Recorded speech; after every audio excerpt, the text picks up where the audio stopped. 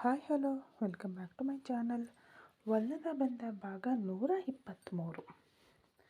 Vikram car ಹೊರಟು ಹೋದ ನಂತರ ಕಾವ್ಯ ರಸ್ತೆಯ ಬದಿಯಲ್ಲಿ ನಿಂತಳು. ಅವಳ ಕಾಲಿನ ನೋವು ಈಗಷ್ಟೇ ಅವಳಿಗೆ ತಿಳಿಯಲು ಪ್ರಾರಂಭವಾಗಿತ್ತು. ಕಾಲನ್ನು ಮೆಲ್ಲನೆ ಕುಂಟುತ್ತಾ ಹೆಜ್ಜೆ ಇಟ್ಟಳು.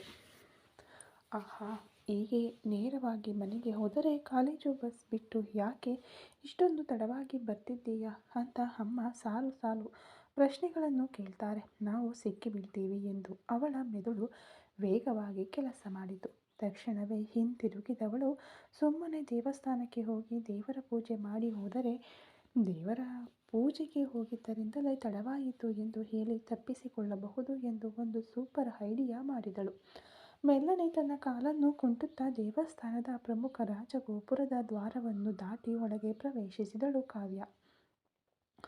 ಸಂಜೆಯ ಹೊನ್ನಿನ ಬಣ್ಣದ ಬೆಳಕಿನಲ್ಲಿ ದೇವಸ್ಥಾನದ ಆವರಣವೇ ಭಕ್ತಿ ಪಾರವಶ್ಯತೆಯಿಂದ ಕೂಡಿತ್ತು. ಸುತ್ತಲೂ ಭಕ್ತಿಗೀತೆಗಳು ಮೊಳಗುತ್ತಿರಲು ಕಾವ್ಯ ನೇರವಾಗಿ ಕೊಳದ ದಂಡೆಯ ಬದಿಗೆ ಹೋಗಿ ಕುಳಿತಳು.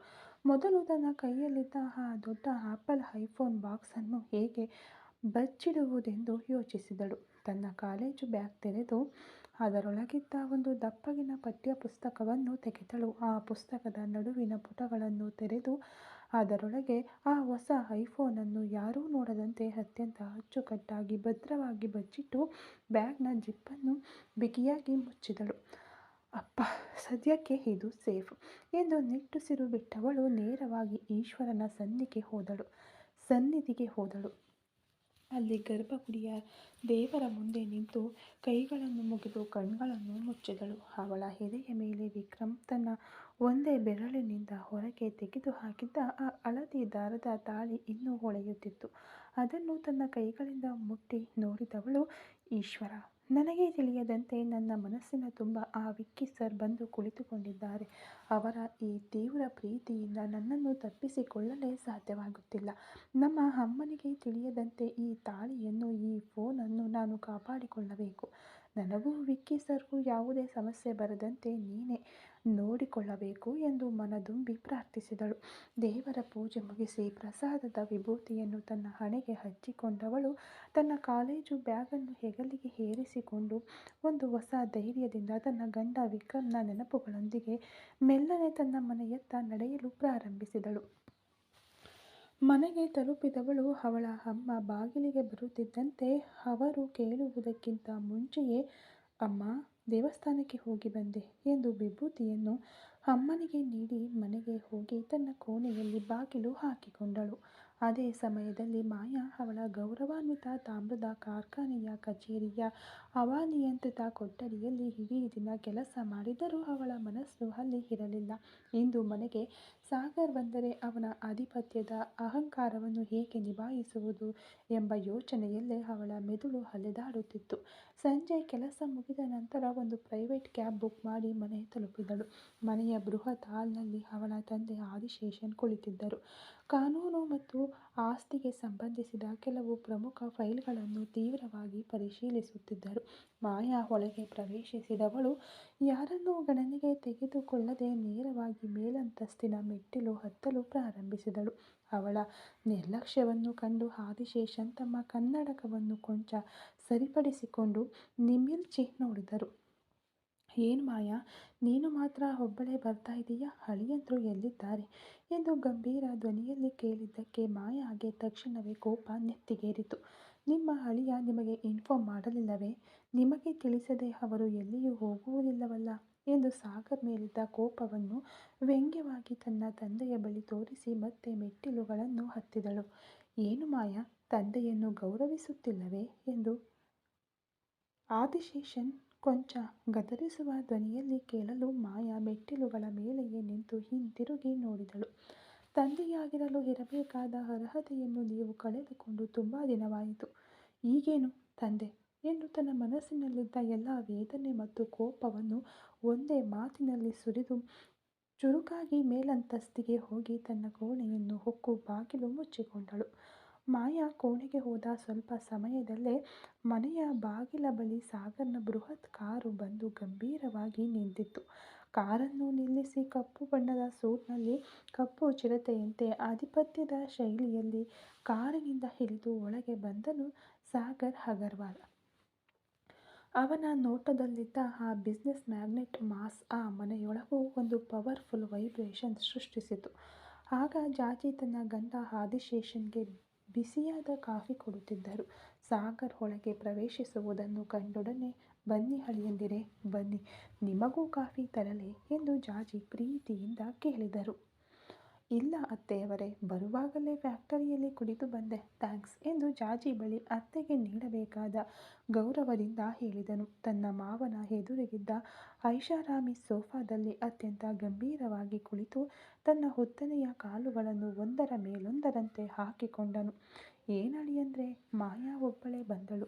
ನಾನು ನಿಮ್ಮ ಜೊತೆಯೇ ಬರ್ತಾಳೆ ಅಂದ್ಕೊಂಡಿದ್ದೆ" ಎಂದು ಆದಿಶೇಷನ್ ವಕೀಲರಿಗೆ ಸೂಕ್ತವಾದ ತೀಕ್ಷ್ಣತೆಯಿಂದ ಕೇಳಲು ಸಾಗರ್ ತನ್ನ ತುಟಿಗಳಲ್ಲಿ ಒಂದು ಮೆಲ್ಲನೆಯ ಕಿರುನಗೆ ಬೀರಿದನು. "ಬೆಳಿಗ್ಗೆ ನನ್ನ ಜೊತೆಗೆ ಮಾವ ಬಂದಿದ್ದು. ಆಫೀಸ್ನಲ್ಲಿ ಅವಳನ್ನು ಡ್ರಾಪ್ ಮಾಡಿ ನಾನು ನನ್ನ ಫ್ಯಾಕ್ಟರಿಗೆ ಮೀಟಿಂಗಿಗೆ ಹೊರಟು ಹೋದೆ. ಮೀಟಿಂಗ್ ಮುಗಿಯುವುದು ತಡವಾಯಿತು. ಬಹುಶಃ ಅದಕ್ಕೆ ಒಬ್ಬಳೇ ಬಂದಿರಬಹುದು" ಎಂದವನು ತನ್ನ ಧ್ವನಿಯನ್ನು ಕೊಂಚ ಹೆಚ್ಚಿಸಿ, "ಮತ್ತೆ ಮಾವ, ನಿಂಬಳಿ ಒಂದು ಪ್ರಮುಖ ವಿಷಯ ಹೇಳಬೇಕು.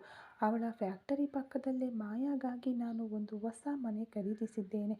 ಸೊ ಇವತ್ತೇ ಅವಳನ್ನು ಆ ಮನೆಗೆ ನನ್ನ ಜೊತೆ ಕರೆದುಕೊಂಡು ಹೋಗೋಣ ಅಂದ್ಕೊಂಡಿದ್ದೇನೆ" ಎಂದು ದಿಢೀರನೆ ತನ್ನ ನಿರ್ಧಾರವನ್ನು ಹೇಳಿದನು. ಆದಿಶೇಷನ್ ತಮ್ಮ ಮುಖದಲ್ಲಿ ಒಬ್ಬ ಬುದ್ಧಿವಂತ ವಕೀಲನ ನಗೆಯನ್ನು ತರಿಸಿಕೊಂಡರು. "ತುಂಬ ಒಳ್ಳೆಯದು ಅಳಿಯಂದಿರೆ. ನೀವಿಬ್ಬರೂ ಇಲ್ಲಿ ಜಂಟಿ ಕುಟುಂಬವಾಗಿ ಇರುವುದಕ್ಕಿಂತ ಪ್ರತ್ಯೇಕವಾಗಿ ಇರುವುದೇ ತುಂಬ ಒಳ್ಳೆಯದು. ಏಕೆಂದರೆ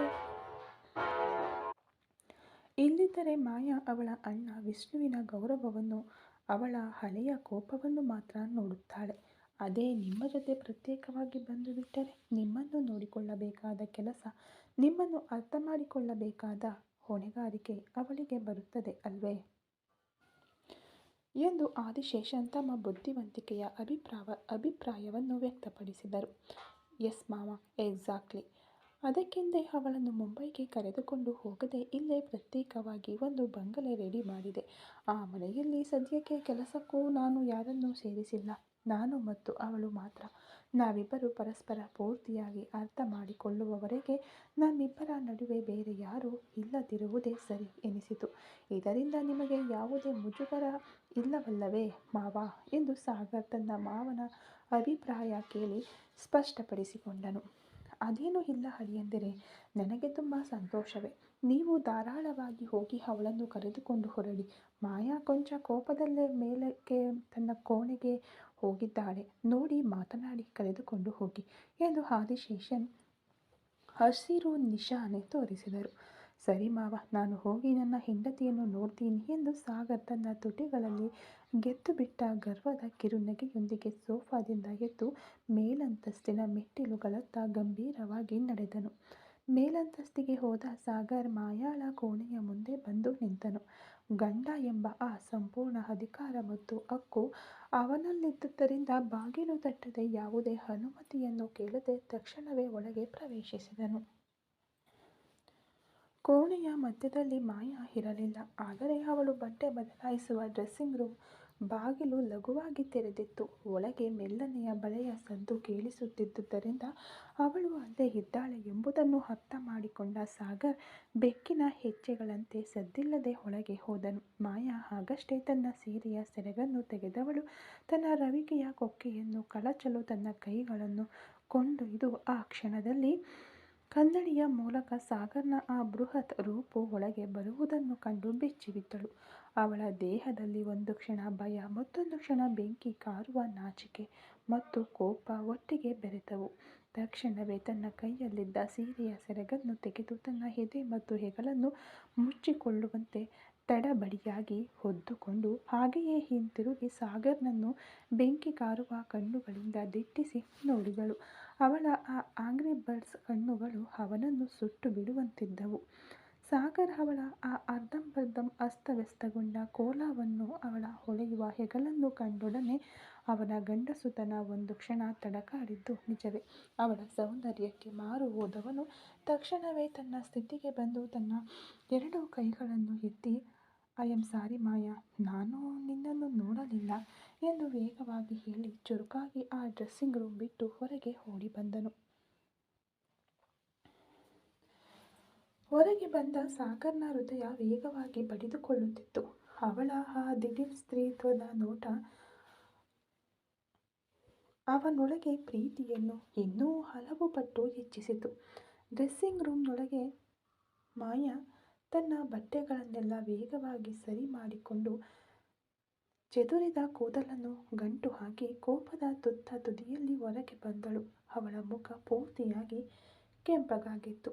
ಏನಂದ್ಕೊಂಡಿದ್ದೀರಾ ನಿಮ್ಮ ಮನಸ್ಸಿನಲ್ಲಿ? ಬಾಗಿಲು ತಟ್ಟಬೇಕು ಎಂಬ ನಾಗರಿಕತೆಯು ನಿಮಗೆ ಗೊತ್ತಿಲ್ಲವೇ? ಇದೇನು ನಿಮ್ಮ ಕಾರ್ಪೊರೇಟ್ ಆಫೀಸ್ ಅಲ್ಲ ಸಾಗರ್, ಅಂದುಕೊಂಡ ಸಮಯಕ್ಕೆ ದಿಢೀರನೆ ಒಳಗೆ ನುಗ್ಗುವುದಕ್ಕೆ ಎಂದು ಮಾಯಾ ತನ್ನ ಕೈಗಳನ್ನು ಕಟ್ಟಿಕೊಂಡು ಆಂಗ್ರಿ ಬರ್ಡ್ನಂತೆ ಬೆಂಕಿ ಕಾರುತ್ತಾ ಕೂಗಿದಳು. ಸಾಗರ್ ಕಿಟಕಿಯ ಕಡೆಗೆ ಹಿಂತಿರುಗಿ ನಿಂತು ತನ್ನ ಹೃದಯ ಬಡಿತವನ್ನು ನಿಯಂತ್ರಿಸಲು ಪ್ರಯತ್ನಿಸುತ್ತಿದ್ದನು. ಅವಳ ಕೋಪದ ಧ್ವನಿ ಕೇಳಿದೊಡನೆ ಮೆಲ್ಲನೆ ಹಿಂತಿರುಗಿದನು. ಅವನ ಕಣ್ಣುಗಳಲ್ಲಿ ಇನ್ನೂ ಆ ಸ್ತ್ರೀತ್ವದ ವಿಸ್ಮಯ ಹಾರಿರಲಿಲ್ಲವಾದರೂ ಅವನ ರಾಕ್ಷಸೀಯ ಗರ್ವದ ಕಿರುನಗೆ ಮತ್ತೆ ತುಟಿಗಳಲ್ಲಿ ನೆಲೆಯೂರಿತು. ಮೆಲ್ಲನೆ ಅವಳೆಡೆಗೆ ಒಂದಡಿ ಹೆಜ್ಜೆ ಇಟ್ಟನು. ನಾಗರಿಕತೆಯ ಬಗ್ಗೆ ನೀನು ನನಗೆ ಹೇಳಿಕೊಡಬೇಕಾಗಿಲ್ಲ ಮಾಯಾ, ನೀನು ನನ್ನ ಹೆಂಡತಿ. ನನ್ನ ಹೆಂಡತಿಯ ಕೋಣೆಗೆ ಬರಲು ಸಾಗರ್ ಅಗರ್ವಾಲ್ ಯಾರ ಬಳಿಯೂ ಪರ್ಮಿಷನ್ ಕೇಳುವ ಅಗತ್ಯವಿಲ್ಲ ಎಂದನು ಅವಳ ಕಣ್ಣುಗಳನ್ನು ತೂರಿ ನೋಡುತ್ತಾ. ಹೆಂಡತಿಯ ಆ ಸಂಬಂಧಕ್ಕೆ ನೀವು ನೀಡುವ ಗೌರವದ ಲಕ್ಷಣವನ್ನು ತಾನೇ ಇಂದು ನೀವು ನೋಡಿದ ಆ ಮನೆಯಲ್ಲಿ ನೋಡಿದೆ. ಅಲ್ಲಿ ನೀವು ತೋರಿಸಿದ ಅಹಂಕಾರವನ್ನು ನೋಡಿ ನಾನು ನಿಮ್ಮ ಜೊತೆ ಬರುವುದಿಲ್ಲ ಸಾಗರ್ ಎಂದು ಅವಳು ಹಠದಿಂದ ಮುಖವನ್ನು ತಿರುಗಿಸಿಕೊಂಡಳು. ಸಾಗರ್ ಅವಳ ಅತ್ಯಂತ ಹತ್ತಿರ ಬಂದು ನಿಂತನು. ಅವಳ ಸೀರೆಯ ತುದಿಯನ್ನು ಲಘುವಾಗಿ ಮುಟ್ಟಿ ಸರಿ ಮಾಡುತ್ತಾ, ನೀನು ಬರ್ತೀಯೋ ಇಲ್ಲವೋ ಅಂತ ನಾನು ಕೇಳಲು ಬಂದಿಲ್ಲ ಮಾಯಾ. ಮಾವನ ಬಳಿಯೂ ಅತ್ತೆಯ ಬಳಿಯೂ ಕೇಳಿ ಪರ್ಮಿಷನ್ ಪಡೆದೇ ಬಂದಿದ್ದೇನೆ. ಅವರೇ ನೀನು ನನ್ನ ಜೊತೆ ಪ್ರತ್ಯೇಕವಾಗಿ ಬರುವುದೇ ಸರಿ ಎಂದು ಹೇಳಿದ್ದಾರೆ. ಸೊ ಈಗಲೇ ನಾವು ಹೊರಡುತ್ತಿದ್ದೇವೆ ಎಂದು ಅವಳ ಮೆಲ್ಲನೆಯ ಮಣಿಕಟ್ಟನ್ನು ತನ್ನ ಕಬ್ಬಿಣದಂಥ ಕೈಗಳಿಂದ ಹಿಡಿದುಕೊಂಡನು. ಅಪ್ಪ ಒಪ್ಪಿರಬಹುದು, ಆದರೆ ನಾನು ಒಪ್ಪಿಲ್ಲ. ಕೈ ಬಿಡಿ ಸಾಗರ್ ಎಂದು ಮಾಯಾ ತನ್ನ ಕೈಯನ್ನು ಕೊಡವಿಕೊಳ್ಳಲು ಯತ್ನಿಸಿದಳು. ಇಬ್ಬರ ನಡುವೆಯೂ ಆ ಮುಚ್ಚಿದ ಕೋಣೆಯೊಳಗೆ ಉಸಿರಿಗೆ ತಾಗುವಷ್ಟು ಹತ್ತಿರದ ಅದೇ ಸಮಯದಲ್ಲಿ ಬೆಂಕಿ ಹಾರುವ ಯುದ್ಧಭೂಮಿ ಸೃಷ್ಟಿಯಾಯಿತು. ಕೈ ಬಿಡಿ ಸಾಗರ್, ನೀವು ನನ್ನ ಅಪ್ಪನ ಹತ್ತಿರ ಪರ್ಮಿಷನ್ ತಗೊಂಡ್ರೆ ನಾನು ಹಾಗೆ ನಿಮ್ಮ ಹಿಂದೆ ಬಂದ್ಬಿಡ್ತೀನಿ ಅಂತ ಅಂದ್ಕೊಂಡ್ರಾ? ನನ್ನ ಒಪ್ಪಿಗೆ ಇಲ್ಲದೆ ನನ್ನನ್ನು ಈ ಕೋಣೆಯಿಂದ ಒಂದು ಹೆಜ್ಜೆ ಕೂಡ ನಿಮ್ಮಿಂದ ಕದಲಿಸಲು ಸಾಧ್ಯವಿಲ್ಲ ಎಂದು ತನ್ನ ಕೈಯನ್ನು ಬಿಡಿಸಿಕೊಳ್ಳಲು ಹೋರಾಡುತ್ತಲೇ ಸಿಡಿದಳು ಮಾಯಾ. ಸಾಗರ್ ಅವಳ ಹೋರಾಟವನ್ನು ಕಂಡು ಸ್ವಲ್ಪವೂ ವಿಚಲಿತನಾಗಲಿಲ್ಲ. ಬದಲಾಗಿ ಅವಳ ಕೈಯನ್ನು ಇನ್ನಷ್ಟು ಬಿಗಿಯಾಗಿ ಹಿಡಿದುಕೊಂಡು ಅವಳ ಮುಖದ ತೀರಾ ಹತ್ತಿರ ತನ್ನ ಮುಖವನ್ನು ಕೊಂಡೊಯ್ದನು. ಅವನ ಚೂಪಾದ ಕಣ್ಣುಗಳು ಅವಳ ಕೆಂಪಾದ ಕಣ್ಣುಗಳನ್ನು ತೂರಿ ಬಂದವು. ಮಾಯಾ, ನಿನ್ನನ್ನು ಕದಲಿಸುವುದು ನನಗೆ ಒಂದು ನಿಮಿಷದ ಕೆಲಸ. ಆದರೆ ನೀನಾಗಿಯೇ ಇಷ್ಟಪಟ್ಟು ನನ್ನ ಜೊತೆ ಬರಬೇಕು ಅಂತ ನಾನು ಕಾಯುತ್ತಿದ್ದೇನೆ.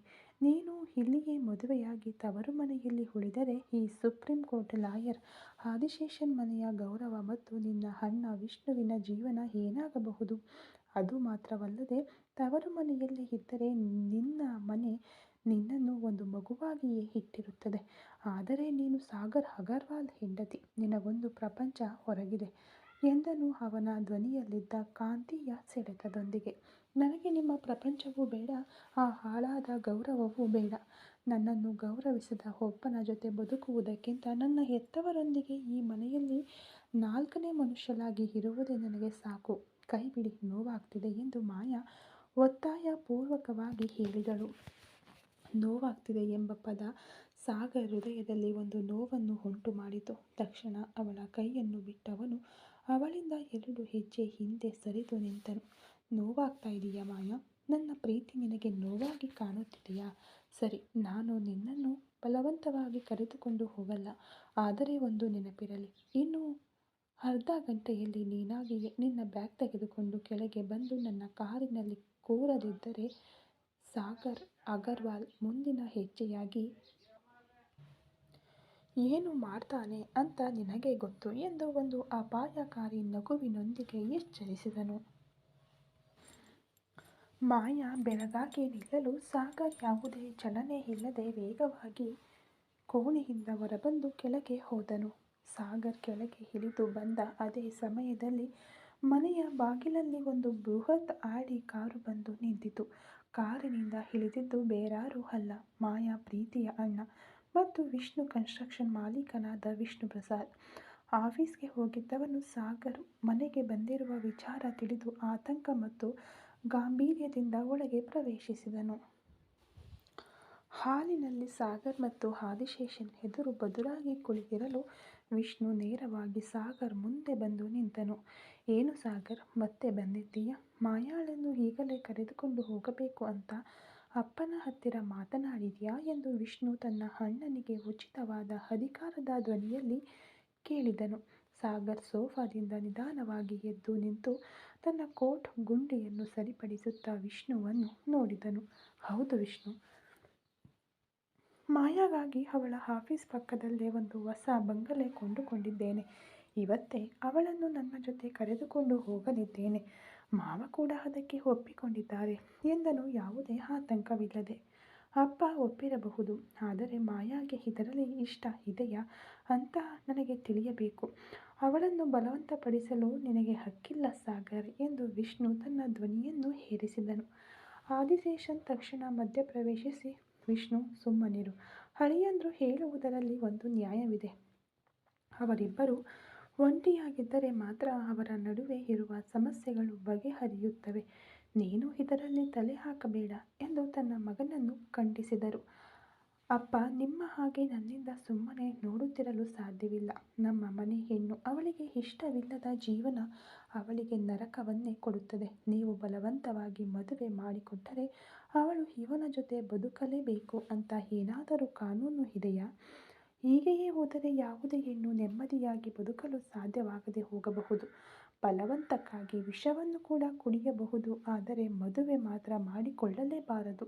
ಅದು ತೀರದ ನರಕ ಎಂದು ಅವನು ಸೀರುತ್ತಿರುವಾಗ ಅದೇ ಸಮಯದಲ್ಲಿ ಮಹಡಿಯ ಮೆಟ್ಟಿಲುಗಳಿಂದ ನಿಧಾನವಾಗಿ ಇಳಿದು ಬಂದಳು ಮಾಯಾ. ಅವಳ ಕೈಯಲ್ಲಿ ಒಂದು ಸಣ್ಣ ಟ್ರಾವೆಲ್ ಬ್ಯಾಗ್ ಇತ್ತು. ಸಾಗರ್ ಹೇಳಿದ ಅರ್ಧ ಗಂಟೆಯ ಗಡುವು ಮತ್ತು ಅವನ ಮುಂದಿನ ಕಾರ್ಯಾಚರಣೆಯ ಬಗೆಗಿನ ಭಯ, ಅದೇ ರೀತಿ ತನ್ನ ಅಣ್ಣನ ಜೀವನದಲ್ಲಿರುವ ಸಮಸ್ಯೆ, ಸರಿಯಾಗಿ ತನ್ನ ಅಣ್ಣ ಅತ್ತಿಗೆಯೊಂದಿಗೆ ನೆಮ್ಮದಿಯಾಗಿ ಬದುಕಬೇಕು ಎಂಬ ಎಣಿಕೆ ಅವಳನ್ನು ಈ ನಿರ್ಧಾರ ತೆಗೆದುಕೊಳ್ಳುವಂತೆ ಮಾಡಿತು. ಮಾಯಾ ಕೆಳಗೆ ಬರುವುದನ್ನು ಕಂಡ ಸಾಗರ್ ಕಣ್ಣುಗಳು ಗರ್ವ ಮತ್ತು ಪ್ರೀತಿಯಿಂದ ಹೊಳೆದವು. ಅವಳ ಆಂಗ್ರಿ ಬರ್ಡ್ಸ್ ಮುಖ ಇನ್ನೂ ಕೋಪದಿಂದಲೇ ಇದ್ದರೂ ಅವಳ ಆಗಮನ ಸಾಗರ್ ಗೆಲುವನ್ನು ಸಾರುತ್ತಿತ್ತು. ಮಾಯಾ ನೇರವಾಗಿ ತನ್ನ ಅಣ್ಣ ವಿಷ್ಣುವಿನ ಹತ್ತಿರ ಬಂದು ನಿಂತು, ಅಣ್ಣ, ನಾನು ಸಾಗರ್ ಜೊತೆ ಹೋಗುತ್ತಿದ್ದೇನೆ. ಅಪ್ಪ ಹೇಳುವುದು ಸರಿಯಾಗಿಯೇ ಇದೆ. ನನಗೂ ಇವರಿಗೂ ಇರುವ ಈ ಪಂಚಾಯಿತಿಯನ್ನು ನಾನೇ ಮುಖಾಮುಖಿಯಾಗಿ ನಿಂತು ಬಗೆಹರಿಸಿಕೊಳ್ಳುತ್ತೇನೆ. ಒಂದು ಹೆಣ್ಣಿಗೆ ಕತ್ತಿನಲ್ಲಿ ತಾಳಿ ಏರುವವರೆಗೂ ಮಾತ್ರ ಹೆತ್ತವರು, ಒಡ ಹುಟ್ಟಿದವರು ಎಲ್ಲರೂ. ತಾಳಿ ಏರಿದರೆ ಗಂಡನೇ ಎಲ್ಲವೂ. 1000 ಸಂಬಂಧಗಳಿದ್ದರೂ ತಾಳಿ ಕಟ್ಟಿದ ಗಂಡ ಇಲ್ಲದಿದ್ದರೆ ಆ ಹೆಣ್ಣು ಅನಾಥೇನೆ. ಅಣ್ಣ, ನನಗೆ ಸಾಗರ್ ಮೇಲೆ ಕೋಪ ಇದೆ, ಆದರೆ ದ್ವೇಷ ಇಲ್ಲ. ನನ್ನನ್ನು ನಾನು ಬದಲಾಯಿಸಿಕೊಳ್ಳಲು ಸಾಧ್ಯ. ಅವರ ಜೊತೆ ಬದುಕಲು ನಾನು ಪ್ರಯತ್ನ ಪಡುತ್ತೇನೆ ಎಂದು ಅವಳು ಹೇಳುವಾಗಲೇ ಸಾಗರ್ಗೆ ವಿಷಯ ಅರ್ಥವಾಯಿತು. ಅದೇ ರೀತಿ ಒಂದು ಸಹಿಯಲ್ಲಿ ಬೇರೆಯಾಗಿ ಹೋದ ನಿಮ್ಮ ಜೀವನವನ್ನು ಹಾಗೆಯೇ ಮುಗಿಸಿಕೊಳ್ಳದೆ ಅತ್ತಿಗೆ ಹೊಟ್ಟೆಯಲ್ಲಿರುವ ನಿಮ್ಮ ಮಗುವಿಗಾಗಿ ನೀವು ಕೂಡ ನಿಮ್ಮ ಮನಸ್ಸನ್ನು ಬದಲಾಯಿಸಿಕೊಳ್ಳಿ. ಅಪ್ಪನ ಮೇಲಿರುವ ಕೋಪಕ್ಕಾಗಿ ನಿಮ್ಮ ಲೈಫ್ ಹಾಳು ಮಾಡಿಕೊಳ್ಳಬೇಡಿ. ಒಂದು ಹೆಣ್ಣು ಮಗುವನ್ನು ಹೊಟ್ಟೆಯಲ್ಲಿ ಇಟ್ಕೊಂಡು ಅವಳು ಎಷ್ಟು ದಿನ ಅಂತ ಒಬ್ಬಳೇ ಕಷ್ಟಪಡಲು ಸಾಧ್ಯ? ಅದನ್ನು ಅರ್ಥ ಮಾಡಿಕೊಂಡರೆ ನೀವೇ ಹೋಗಿ ಅತ್ತಿಗೆಯನ್ನು ಕರೆದುಕೊಂಡು ಬನ್ನಿ. ನಾನು ಹೊರಡುತ್ತೇನೆ ಎಂದಳು ದೃಢವಾದ ಧ್ವನಿಯಲ್ಲಿ. ವಿಷ್ಣು ಅವಳ ಮುಖವನ್ನು ನೋಡಿ ನಂತರ ಸಾಗರ್ನನ್ನು ತೀಕ್ಷ್ಣವಾಗಿ ನೋಡಿ, ಸರಿ ಮಾಯಾ, ನಿನ್ನ ನಿರ್ಧಾರ ಯಾವುದೋ ಅದಕ್ಕೆ ನಾನು ಸಮ್ಮತಿಸುತ್ತೇನೆ. ಆದರೆ ಸಾಗರ್, ನನ್ನ ತಂಗಿಯ ಕಣ್ಣಲ್ಲಿ ಒಂದು ಹನಿ ಕಣ್ಣೀರು ಬಂದರೂ ಈ ವಿಷ್ಣು ಸುಮ್ಮನಿರಲ್ಲ ಎಂದು ಎಚ್ಚರಿಸಿದನು. ಸಾಗರ್ ತನ್ನ ತುಟಿಗಳಲ್ಲಿ ಒಂದು ಸಣ್ಣ ನಗುವನ್ನು ಬೀರಿ, ತನ್ನ ಹೆಂಡತಿಯನ್ನು ಹೇಗೆ ನೋಡಿಕೊಳ್ಳಬೇಕು ಅಂತ ನನಗೆ ಗೊತ್ತು ವಿಷ್ಣು. ಮೊದಲು ನಿನ್ನ ಹೆಂಡತಿಯ ಕಣ್ಣಲ್ಲಿ ಬರುವ ಕಣ್ಣೀರನ್ನು ಹೊರೆಸು ಎಂದವನು. ಮಾವ, ಅತ್ತೆ, ನಾವು ಹೊರಡುತ್ತೇವೆ ಎಂದು ಬೀಳ್ಕೊಟ್ಟು ಮಾಯಾ ಬ್ಯಾಗನ್ನು ತನ್ನ ಕೈಯಲ್ಲಿ ಇಸ್ಕೊಂಡು ಗಾಂಭೀರ್ಯವಾಗಿ ಬಾಗಿಲಿನತ್ತ ನಡೆದನು. ಮಾಯಾ ತನ್ನ ಕುಟುಂಬದವರನ್ನು ನೋಡಿ ಭಾರವಾದ ಹೃದಯದಿಂದ ಮತ್ತು ಉರಿಯುವ ಕೋಪದಿಂದ ಸಾಗರ್ ಹಿಂದೆ ನಡೆದಳು. ಆದಿಶೇಷನ್ನ ಬೃಹತ್ ಬಂಗಲೆಯ ಬಾಗಿಲಿನಿಂದ ಸಾಗರ್ನ ಕಪ್ಪು ಬಣ್ಣದ ಕಾರು ನಿಧಾನವಾಗಿ ಚಲಿಸಿ ಚೆನ್ನೈ ಮೇನ್ ರೋಡ್ನತ್ತ ವೇಗ ಹೆಚ್ಚಿಸಿತು. ಡ್ರೈವರ್ ಸೀಟ್ನಲ್ಲಿ ಸಾಗರ್ ಅಗರ್ವಾಲ್ ತನ್ನ 2 ಕೈಗಳಿಂದ ಸ್ಟೇರಿಂಗ್ ಅನ್ನು ಬಿಗಿಯಾಗಿ ಹಿಡಿದು ಕುಳಿತಿರಲು, ಅವನ ಎಡಭಾಗದ ಮುಂದಿನ ಸೀಟಿನಲ್ಲಿ ಕಿಟಕಿಯ ಮೂಲಕ ಶೂನ್ಯವಾಗಿ ನೋಡುತ್ತಾ ಕುಳಿತಿದ್ದಳು ಮಾಯಾ. ಕಾರಿನ ಒಳಗೆ ಎಸಿಯ ತಂಪು ಆಗ್ಮಾರ್ಕ್ ಕಾರ್ಪೊರೇಟ್ ಆಫೀಸ್ನಂತೆ ಕರಾರುವಕ್ಕಾಗಿದ್ದರೂ ಆ 2 ಹೃದಯಗಳ ನಡುವೆ ಇದ್ದ ಮೌನ ಯಾವುದೇ ಜ್ವಾಲಾಮುಖಿಗಿಂತಲೂ ಭಯಂಕರವಾದ ಶಾಖವನ್ನು ಉಗುಳುತ್ತಿತ್ತು. ಕಾರಿನ ಸ್ಪೀಡೋಮೀಟರ್ ಮುಳ್ಳು 100ನ್ನು ಮುಟ್ಟಿದ್ದರೂ ಕಾರಿನೊಳಗಿದ್ದ ಮೌನ ಹಾಗೆಯೇ ಹೆಪ್ಪುಗಟ್ಟಿತ್ತು. ಸಾಗರ್ ಕಾರನ್ನು ಓಡಿಸುತ್ತಿದ್ದನೇ ಹೊರತು ಅವನ ಮೆದುಳಿನೊಳಗೆ ಮಾಯಾ ತನ್ನ ಅಣ್ಣ ವಿಷ್ಣುವಿನ ಬಳಿ ಮಾತನಾಡಿದ ಆ ಮಾತುಗಳೇ ಎಡೆಬಿಡದೆ ಶಬ್ದ ಮಾಡುತ್ತಿದ್ದವು. ಒಂದು ಹೆಣ್ಣಿಗೆ ಕತ್ತಿನಲ್ಲಿ ತಾಳಿ ಏರುವವರೆಗೂ ಮಾತ್ರ ಹೆತ್ತವರು, ಒಡ ಹುಟ್ಟಿದವರು ಎಲ್ಲರೂ. ತಾಳಿ ಏರಿದರೆ ಗಂಡನೇ ಎಲ್ಲವೂ. 1000 ಸಂಬಂಧಗಳಿದ್ದರೂ ತಾಳಿ ಕಟ್ಟಿದ ಗಂಡ ಇಲ್ಲದಿದ್ದರೆ ಆ ಹೆಣ್ಣು ಅನಾಥೇನೆ. ಅಣ್ಣ ಎಂದ ಮಾಯಾಳ ಈ ಆಳವಾದ ಸಾಲುಗಳು ಸಾಗರ್ನ ರಾಕ್ಷಸೀ ಗರ್ವವನ್ನು ಎಲ್ಲೋ ಒಂದು ಮೂಲೆಯಲ್ಲಿ ಲಘುವಾಗಿ ಅಲುಗಾಡಿಸಿತ್ತು. ಅವಳಿಗೆ ತನ್ನ ಮೇಲೆ ಕೋಪ ಇದೆಯೇ ಹೊರತು ದ್ವೇಷವಿಲ್ಲ, ಮತ್ತು ಅವಳ ಅಣ್ಣ ವಿಷ್ಣುವಿನ ಒಡೆದು ಹೋದ ಜೀವನವನ್ನು ಸರಿಪಡಿಸಲು ಅವಳು ತನ್ನ ಕೋಪವನ್ನು ಅಡಗಿಸಿಕೊಂಡು ಅವನೊಂದಿಗೆ ಹೊರಟು ಬಂದಿದ್ದಾಳೆ ಎಂಬುದು ಅವನ ಚೂಪಾದ ಬಿಸಿನೆಸ್ ಮೆದುಳಿಗೆ ಸ್ಪಷ್ಟವಾಗಿ ಅರ್ಥವಾಗಿತ್ತು. ಸಾಗರ್ ತನ್ನ ಎಡಗಣ್ಣಿನಿಂದ ಮಾಯಾಳನ್ನು ನಿಧಾನವಾಗಿ ನೋಡಿದನು. ಅವಳ ಸೀರೆಯ ಸೆರಗು ಗಾಳಿಗೆ ಮೆಲ್ಲನೆ ಅಲುಗಾಡುತ್ತಿರಲು ಅವಳ ಮುಖ ಇನ್ನೂ ಆ ಆಂಗ್ರಿ ಬರ್ಡ್ಸ್ ಕೋಪದಿಂದಲೇ ಕೆಂಪಾಗಿತ್ತು. ಅವಳ ಕೈಗಳು ಅವಳ ಮಡಿಲಲ್ಲಿದ್ದ ಆ ಸಣ್ಣ ಟ್ರಾವೆಲ್ ಬ್ಯಾಗನ್ನು ಬಿಗಿಯಾಗಿ ಹಿಡಿದುಕೊಂಡಿದ್ದವು. ಮಾಯಾ ಎಂದು ಸಾಗರ್ ತನ್ನ ಕಾಂತೀಯ ಧ್ವನಿಯಲ್ಲಿ ನಿಧಾನವಾಗಿ ಅವಳ ಹೆಸರನ್ನು ಕರೆದನು. ಮಾಯಾ ಕಿಟಕಿಯಿಂದ ತನ್ನ ದೃಷ್ಟಿಯನ್ನು ತಿರುಗಿಸಲೇ ಇಲ್ಲ. ನನ್ನ ಹತ್ತಿರ ಮಾತನಾಡುವುದಕ್ಕೆ ನಿನಗೆ ಯಾವುದೇ ಹಕ್ಕಿಲ್ಲ ಸಾಗರ್. ನಿಮ್ಮ ಕರ್ತವ್ಯ ಮುಗಿದು ಹೋಯ್ತಲ್ಲ. ನನ್ನನ್ನು ನಿಮ್ಮ ಮನೆಗೆ ಕರೆದುಕೊಂಡು ಹೋಗ್ತಿದ್ದೀರಾ ಅಷ್ಟೇ ತಾನೇ. ಸುಮ್ಮನೆ ಕಾರ್ ಓಡಿಸಿ ಎಂದು ಅಷ್ಟೇ ನಿರ್ಲಕ್ಷ್ಯದಿಂದ ಕಹಿಯಾಗಿ ಹೇಳಿದಳು. ಸಾಗರ್ನ ತುಟಿಗಳಲ್ಲಿ ಒಂದು ಅಪಾಯಕಾರಿ ನಗು ಮೂಡಿತು. ಅವಳ ಈ ನಿರ್ಲಕ್ಷ್ಯ ಅವನೊಳಗಿರುವ ಆಧಿಪತ್ಯದ ಪ್ರೀತಿಯನ್ನು ಇನ್ನಷ್ಟು ಪ್ರಚೋದಿಸಿತು. ಸಾಗರ್ ಅಗರ್ವಾಲ್, ನೆನೆಸಿದರೆ ಈಸಿಯಾಗಿ ನಿನ್ನನ್ನು ನನ್ನ ವಶ ಮಾಡಿಕೊಳ್ಳಬಲ್ಲ ಮಾಯಾ. ನೀನು ಈಗ ಎಷ್ಟು ಬೇಕಾದರೂ ಕೋಪದಿಂದ ನೋಡಬಹುದು, ಆದರೆ ನಾವು ಹೋಗಲಿರುವ ಜಾಗದಲ್ಲಿ ನೀನು ಮತ್ತು ನಾನು ಮಾತ್ರ. ಅಲ್ಲಿ ನಿನ್ನ ಈ ಅಹಂಕಾರವನ್ನು ಹೇಗೆ ಮುರಿಯಬೇಕು ಅಂತ ನನಗೆ ಚೆನ್ನಾಗಿಯೇ ಗೊತ್ತು ಎಂದು ತನ್ನ ಗಡಸಾದ ಧ್ವನಿಯಲ್ಲಿ ಒಂದು ಸವಾಲಾಗಿ ಹೇಳಿದನು. ಮಾಯಾ ಆಗಲೂ ಅವನ ಮುಖವನ್ನು ನೋಡದೆ, ನೋಡೋಣ ಸಾಗರ್, ಯಾರ ಅಹಂಕಾರ ಯಾರ ಬಳಿ ಮುರಿಯುತ್ತದೆ ಅಂತ ನಾನು ನೋಡುತ್ತೇನೆ ಎಂದು ಮನಸ್ಸಿನೊಳಗೆ ಜಿದ್ದಿನಿಂದ ಅಂದುಕೊಂಡಳು. ಚೆನ್ನೈನ ಗದ್ದಲದ ವೇಲಚೇರಿ ಭಾಗದ ಪಕ್ಕದಲ್ಲಿರುವ ಐಟಿ ಕಾರಿಡಾರ್ ಎಂದು ಕರೆಯಲ್ಪಡುವ OMR ಮತ್ತು ECR ಸಂಪರ್ಕ ರಸ್ತೆಯ ಒಂದು ಶಾಂತವಾದ ಅತಿ ದೊಡ್ಡ ಐಷಾರಾಮಿ ಬಂಗಲೆ ಏರಿಯಾದೊಳಗೆ ಕಾರು ಪ್ರವೇಶಿಸಿತು. ಸಾಗರ್ನ ಬೃಹತ್ ಕಾಪರ್ ಉತ್ಪಾದನಾ ಕಾರ್ಖಾನೆ ಚೆನ್ನೈನ ಹೊರವಲಯದಲ್ಲಿ ಇದ್ದರೂ ಮಾಯಾ ಕಾರ್ಪೊರೇಟ್ ಕಾಪರ್ ಆಫೀಸ್ ಈ OMR ಭಾಗದಲ್ಲೇ ಇತ್ತು. ಹಾಗಾಗಿ ಮಾಯಾಗೆ ಸ್ವಲ್ಪವೂ ತೊಂದರೆಯಾಗಬಾರದು ಎಂದು ತನ್ನ ಚೂಪಾದ ಬಿಸಿನೆಸ್ ಮಿದುಳಿನಿಂದ ಯೋಚಿಸಿದ ಸಾಗರ್, ಅವಳ ಕಾರ್ಪೊರೇಟ್ ಫ್ಯಾಕ್ಟರಿ ಕಚೇರಿಗೆ ತೀರಾ ಹತ್ತಿರದಲ್ಲೇ, ಅಂದರೆ ಅವಳು ಬೆಳಿಗ್ಗೆ ಮನೆಯಿಂದ 5 ನಿಮಿಷ ನಡೆದುಕೊಂಡು ಹೋದರೆ ಆಫೀಸ್ ತಲುಪುವಷ್ಟು ಹತ್ತಿರದಲ್ಲೇ ಈ ಐಷಾರಾಮಿ ವಿಲ್ಲಾವನ್ನು ಅವಳಿಗಾಗಿ ಕೊಂಡುಕೊಂಡು ಆಯ್ಕೆ ಮಾಡಿದನು. ಕಾರು ನೇರವಾಗಿ ಸಾಗರ್ ಹೊಸದಾಗಿ ಕೊಂಡುಕೊಂಡಿದ್ದ ಆ ಐಷಾರಾಮಿ ಬಂಗಲೆಯ ಬೃಹತ್ ಕಬ್ಬಿಣದ ಗೇಟನ್ನು ದಾಟಿ ಒಳಗೆ ಹೋಗಿ ನಿಂತಿತು.